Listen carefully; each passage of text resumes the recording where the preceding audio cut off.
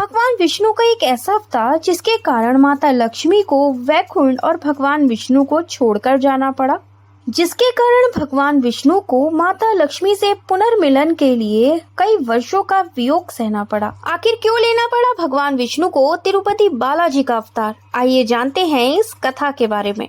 एक बार ऋषि भृगु अन्य ऋषियों के साथ यज्ञ कर रहे थे। तभी एक ऋषिवर ने ऋषि भृगु से पूछा, हम सभी अपने इष्ट देवी देवताओं की पूजा अर्चना और यज्ञ करते हैं, किंतु हमारी पूजा अंततः किनके चरणों में अर्पित होगी, ये तो हमें पता ही नहीं है। तभी ऋषि भृगु ने कहा, आप सत्य कह रहे हैं, किंतु इसका पता कैसे लगाया जाए? यह सब बातें वहाँ से जा रहे नारद मुनि सुन रहे थे। तभी ऋषियों को उनका सुझाव देने के लिए नारद मुनि उनके समक्ष प्रकट हुए। ऋषि ने नारद जी को प्रणाम किया। नारद जी ने कहा, हे ऋषिवर, मैंने आपके मन में उठ रहे प्रश्नों को सुना है, किंतु इन प्रश्नों का उत्तर किसी के पास नहीं, लेकिन आप फिर भी अपने इस प्रश्न का उत्तर जान सकते हैं। तब भृगु ऋषि ने पूछा, कैसे नारद मुनि? तब नारद जी ने कहा, इस संसार की सबसे बड़ी शक्ति है त्रिदेव। इन प्रश्नों का उत्तर भी उन्हीं के पास होगा। तभी भृगु ऋषि ने कहा, मैं आपकी बात समझ गया नारद मुनि। भृगु ऋषि ने त्रिदेव की परीक्षा लेने का निश्चय किया। सबसे पहले भृगु ऋषि ब्रह्मदेव के पास गए, किंतु उस समय ब्रह्मदेव ध्यान में इतने लीन थे कि उन्हें भृगु ऋषि के आने का आभास नहीं हुआ। इस बात से भृगु ऋषि अत्यंत क्रोधित हो गए और से बोले, ब्रह्मदेव, क्या आप भूल गए हैं आपके द्वार पर आए अतिथि का स्वागत किस प्रकार किया जाता है? तभी ब्रह्मा जी ने कहा, आपका इतना दुस्साहस कि आप मुझसे ऐसे बात कर रहे हैं। ये मत भूलिए कि आपकी उत्पत्ति भी मेरे से ही हुई है, जिस कारण मैं आपका पिता हूँ, आपको मेरा आदर करना चाहिए। तभी भृगु ऋषि ने कहा, इस समय मैं आपका अतिथि हूँ और आप मुझसे ऐसे अहंकार रूप बात कर रहे हैं। आपके इस व्यवहार ने सिद्ध कर दिया कि आप त्रिगुणा तीर्थ नहीं हैं। तभी भृगु ऋषि ने कहा, मैं आपको श्राप देता हूँ, आप इस संसार में कभी पूजनीय नहीं होंगे। यह कहकर भृगु ऋषि भगवान शिव की परीक्षा लेने कैलाश पर्वत की ओर चल पड़े। वहाँ भी यही हुआ। जब भृगु ऋषि वहाँ पहुँचे तो महादेव ध्यान में लीन थे। भृगु ऋषि के बार बार पुकारने पर भी महादेव को उनके आने का आभास नहीं हुआ। अपना इतना अपमान देखकर भृगु ऋषि क्रोधित हो गए, जोर से बोलने लगे, महादेव, आप अपने ध्यान में इतने लीन हैं कि आपको आपके द्वार पर आए अतिथि का आभास नहीं हुआ। तब महादेव ने कहा, यदि आपने मेरा ध्यान किया होता तो मैं आपके पास स्वयं आ जाता। बिना हमारी अनुमति के आप हमारे निवास स्थान पर आ पधारे। तब भृगु ऋषि ने कहा, भगवान शिव, आपने भी सिद्ध कर दिया कि आप भी त्रिगुणा तीर्थ नहीं हैं। आपने अपने द्वार पर आए अतिथि का अनादर किया है, इसीलिए मैं आपको श्राप देता हूँ। आप इस संसार में एक लिंग के रूप में ही पूजे जाएंगे। इसके बाद भृगु ऋषि भगवान विष्णु की परीक्षा लेने वैकुंठ की ओर चल पड़े, किंतु उस समय भगवान विष्णु भी माता लक्ष्मी से वार्तालाप करने में लीन थे। भगवान विष्णु का ध्यान भी ऋषि भृगु पर नहीं गया। बार बार अपना इतना अपमान देखकर भृगु ऋषि को क्रोध आ गया। तब भृगु ऋषि ने क्रोध में आकर भगवान विष्णु के वक्ष स्थल पर अपने पैर से प्रहार कर दिया। आहत होने पर भगवान विष्णु और माता लक्ष्मी को भृगु ऋषि के होने का आभास हुआ। अपने स्वामी का ऐसा अपमान देखकर माता लक्ष्मी को क्रोध आ गया, किंतु भगवान विष्णु ने बड़े ही विनम्र स्वभाव से भृगु ऋषि से कहा, मुझे क्षमा करे ऋषिवर, मुझे आपके आने का आभास नहीं हुआ, किंतु मैं आपसे ये पूछना चाहता हूँ, आपने मेरे वक्ष स्थल पर अपने पैर से जो प्रहार किया है, कहीं उस वजह से आपके पैर में कोई चोट तो नहीं लगी? भगवान विष्णु का ऐसा विनम्र स्वभाव देखकर भृगु ऋषि का क्रोध शांत हो गया और वह हाथ जोड़कर भगवान विष्णु से क्षमा याचना करने लगे। हे नारायण, आप तो जगत के स्वामी हैं और मैंने आप पर ही प्रहार कर दिया, मुझे इस कृत्य के लिए क्षमा करें। तो भगवान विष्णु ने कहा, क्षमा तो हमें मांगनी चाहिए, आप हमारे द्वार पर आए और हमने आपकी पुकार ही नहीं सुनी। बात के लिए हमें क्षमा करें भृगु ऋषि।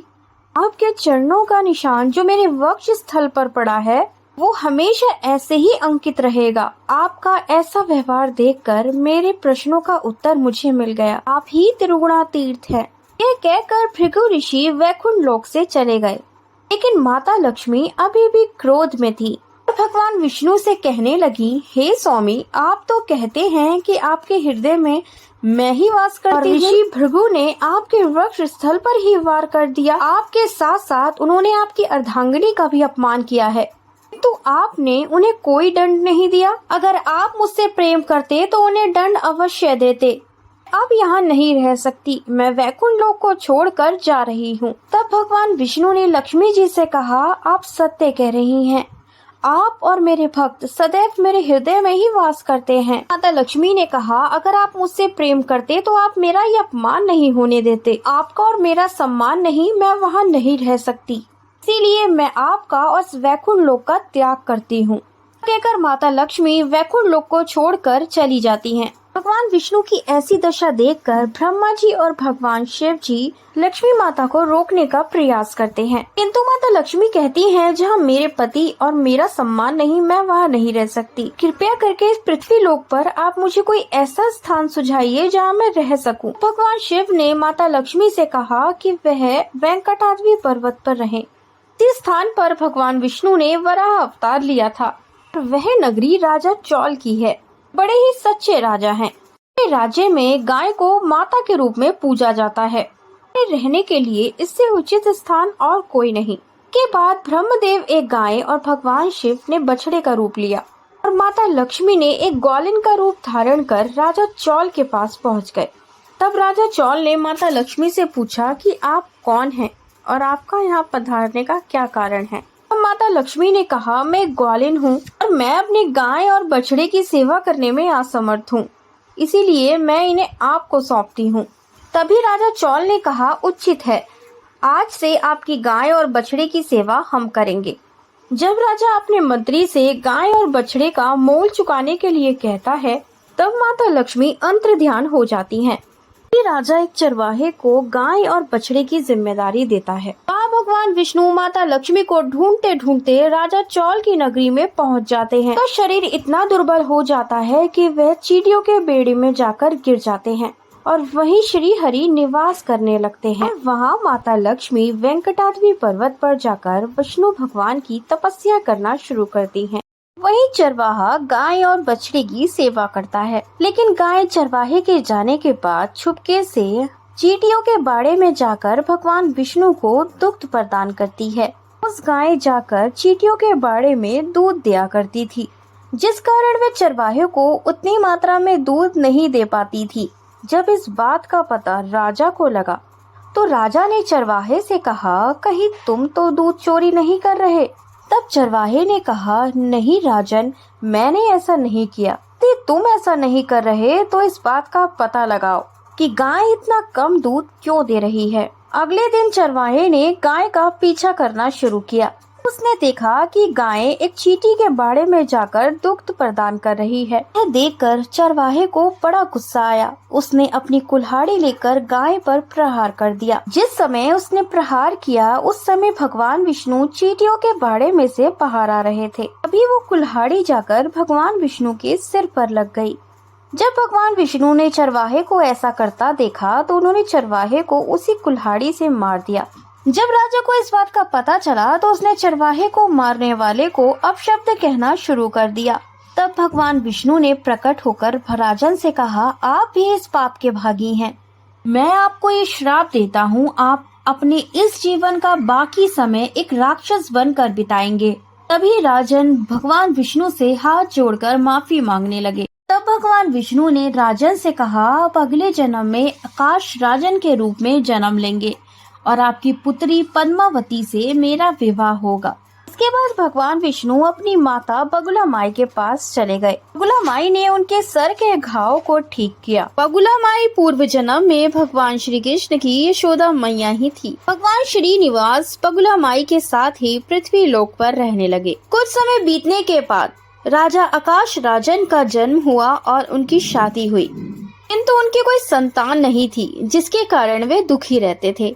संतान प्राप्ति के लिए एक बार उन्होंने यज्ञ रखा। उस यज्ञ में से यज्ञ देवता प्रकट हुए और आकाश राजन को धरती पर बीज बोने को कहा, से उन्हें संतान की प्राप्ति होगी। राजन ने यज्ञ देवता के बताने पर बीज बोना शुरू कर दिया। तभी प्रसन्न होकर धरती माता ने राजन को एक पुत्री प्रदान की। धरती से जन्मी इस पुत्री को पाकर आकाश राजन और उसकी पत्नी अत्यंत खुश हुए और उसका नाम रखा पद्मावती। पद्मावती बड़े होने पर अपनी सखियों के साथ वन में भ्रमण करने गई। तभी उस वन में एक हाथी ने उत्पात मचाना शुरू कर दिया, जिसे देखकर सब इधर उधर भागने लगे। तब भगवान विष्णु ने उस हाथी से युद्ध किया। भगवान विष्णु को ऐसा करते देख पद्मावती उन पर मोहित हो गईं और उनसे प्रेम कर बैठी। भगवान विष्णु तो ये सब जानते थे। भगवान विष्णु तो माता लक्ष्मी के इसी रूप के अवतार लेने का इंतजार कर रहे थे। भगवान विष्णु ने ये सारी बात अपनी माता को बताई और माता पद्मावती के साथ विवाह करने का प्रस्ताव राजा के पास रखने को कहा। बगुला माई राजा के पास पहुंची और पद्मावती और श्रीनिवासन की विवाह का प्रस्ताव रखा। तब राजा ने विवाह के लिए हाँ तो कर दिया, परंतु उन्हें एक चिंता थी। भगवान विष्णु माता लक्ष्मी के बिना निर्धन थे, बस राजा को इसी बात की चिंता थी। भगवान श्रीनिवास कुबेर देव से ऋण लेने का निश्चय करते हैं और कुबेर देव भी श्रीनिवास को अतः धन प्रदान करते हैं। आपके द्वारा दिया गया यह ऋण मेरे भक्त आपको चुकाएंगे। पृथ्वी पर मुझे तिरुपति बालाजी वेंकटेश्वर स्वामी के रूप में पूजा जाएगा। उनकी भक्ति के अनुसार मैं उन्हें फल दूंगा। इसके बाद भगवान श्रीनिवास और पद्मावती का विवाह होता है। भगवान श्रीनिवास और पद्मावती का विवाह होते देख माता लक्ष्मी वहां प्रकट होती हैं और भगवान विष्णु से पूछती हैं, स्वामी, मेरे होते हुए आप दूसरा विवाह कैसे कर सकते हैं? माता लक्ष्मी को वहां देखकर भगवान विष्णु पत्थर रूप धारण कर लेते हैं। भगवान विष्णु को ऐसा देखकर माता लक्ष्मी भी पत्थर रूप धारण कर लेती हैं। साथ साथ माता पद्मावती भी पत्थर रूप धारण कर लेती हैं। भगवान विष्णु के इसी स्वरूप को तिरुपति बालाजी वेंकटेश्वर स्वामी के रूप में धरती पर पूजा जाता है।